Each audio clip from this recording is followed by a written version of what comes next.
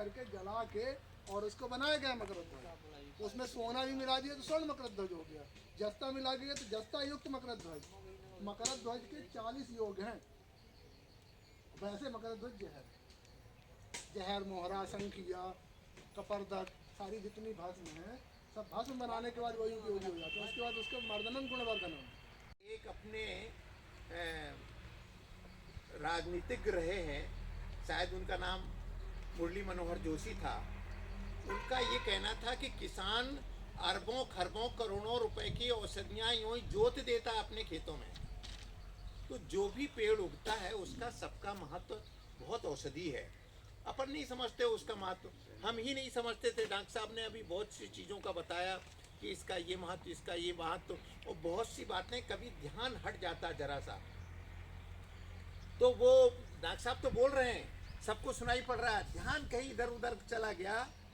या मैंने कहा कि खान साहब अभी रजिस्टर में मत नोट करो, पहले डॉक्टर साहब को सुन लेने दो। बस उतने में डॉक्टर साहब ने क्या कहा हमको नहीं सुनाई पड़ा, क्योंकि हमारा ध्यान कहाँ गया कि वो रजिस्टर में अभी नोट मत करो, लोग डिस्टर्ब होंगे, अभी यहाँ सुनने के लिए आए, सुन लें।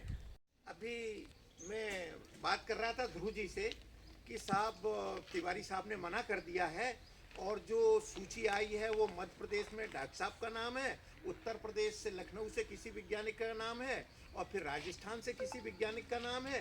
तो मैंने कहा उत्तर प्रदेश से बुलवा लो, डॉक्टर साहब के पास समय नहीं है अभी, राजस्थान से किसी को बुलवा लो।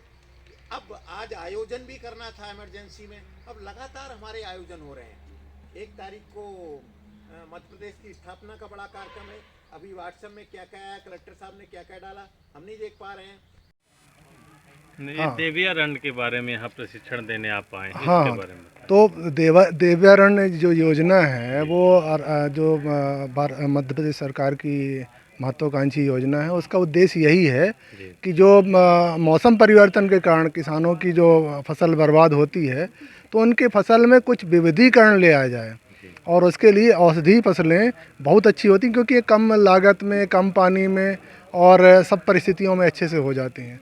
तो अगर किसान अपने खेतों में उसकी ओर रुझान हो, ताकि उनका जो खेती है उसको लाभ का धंधा बनाया जा सके और आय भी दुगनी हो सके, साथ में जो फसल का नुकसान होता है वो ना हो पाए।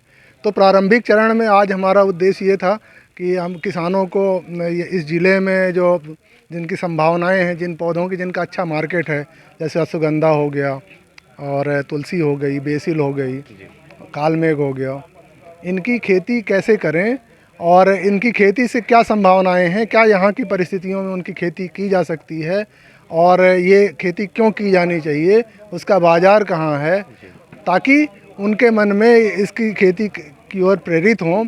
और इस योजना के जो संचालक हैं, उप संचालक उद्यानिकी के जो हैं, उनके पास अपनी डिमांड और लेके पहुँचें कि हम इसकी खेती के लिए इंटरेस्टेड हैं, ताकि विभाग इनकी शासन की योजना के माध्यम से इनकी मदद कर सके, इनको अनुदान मिल सके और ये अपनी खेती को बढ़ाएं, ताकि इनकी जो खेती है वो लाभ का धंधा हो सके।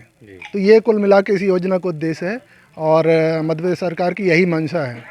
तो जैसे पिछली मीटिंग में भी ये डिसाइड हुआ था, राज्य औषधि पादप बोर्ड जिसके हम भी एक सदस्य हैं, तो वहाँ पर ये डिसाइड हुआ था कि ये जो योजना है ये किसानों तक कैसे पहुँचे।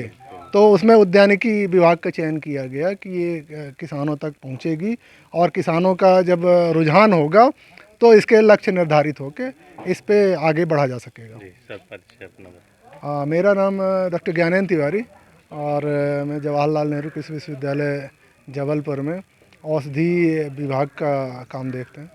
तो और इस ट्रेनिंग में मुझे आमंत्रित किया गया था, तो हमने इस पे किया। देवियारण्य का वो प्रशिक्षण कृषकों का क्या है, ये प्रशिक्षण कैसे प्रशिक्षित कर रहे हैं किसानों को? सतना ज़िले में औषधि फसलों की खेती की संभावना बहुत है, परंतु यहाँ किसानों में अभी जागरूकता नहीं है औषधि फसलों की खेती करने की, और जानकारी भी नहीं है।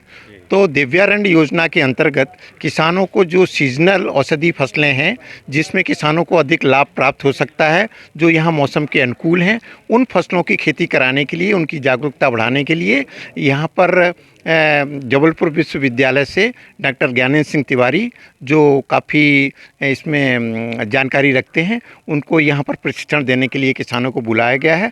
यहाँ 30 किसानों को बुलाया गया है जो औषधि फसलों की खेती करने के लिए इंटरेस्टेड थे। यहाँ जो किसान आए हुए हैं पूरे सतना ज़िले से आए हैं, हर विकास खंड से आए हैं, सामान्य किसान हैं, आदिवासी किसान हैं, और इनको प्रेरित किया जाएगा। इसके अलावा इनको एग्रीकल्चर कॉलेज रीवा में भ्रमण कराया जाएगा और वहाँ के जो एग्रीकल्चर में औषधि फसलें होती हैं उनके बारे में जानकारी दिलाई जाएगी। क्या लक्ष्य है सर, इसका क्या लक्ष्य है? ज़्यादातर दिव्यारण्य में क्या लक्ष्य है, क्या निश्चित है कि इनके लिए क्या निश्चित करना खेती? दिव्यारण्य में इस वर्ष ये पहला वर्ष है दिव्यारण्य योजना का।